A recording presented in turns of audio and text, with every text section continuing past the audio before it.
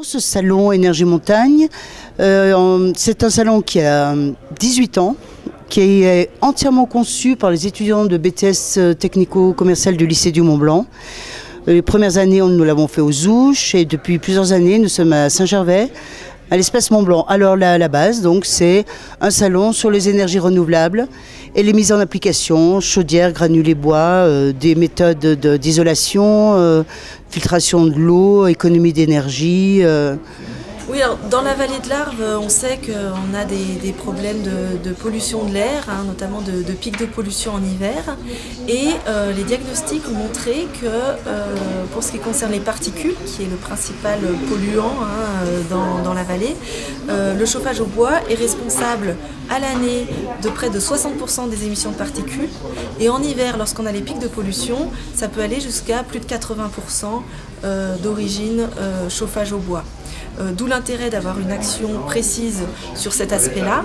Et l'idée, ce n'est pas de complètement négliger le chauffage au bois, puisqu'il y a d'autres intérêts, c'est une énergie renouvelable, mais donc de bien expliquer qu'un appareil récent et performant reste un appareil de chauffage au bois intéressant et qui a très peu d'émissions de particules.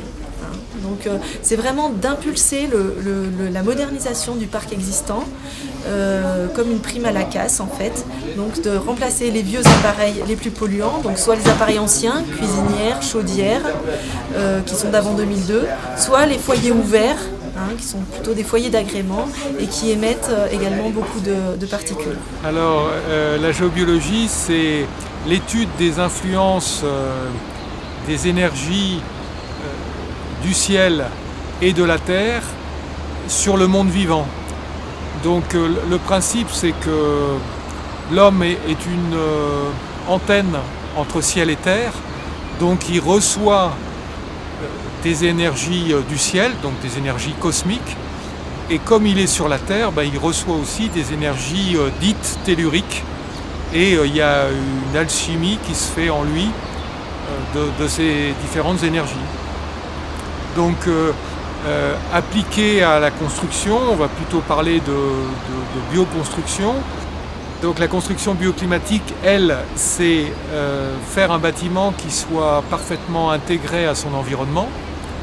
Donc l'intérêt de la géobiologie, ça va être justement cette partie énergie intégrée dans la construction bioclimatique, cette partie énergie subtile. Donc le but, ça va être de faire un peu un check-up de l'environnement et de voir tout ce qui se passe dans l'environnement de la construction et essayer d'en tenir compte.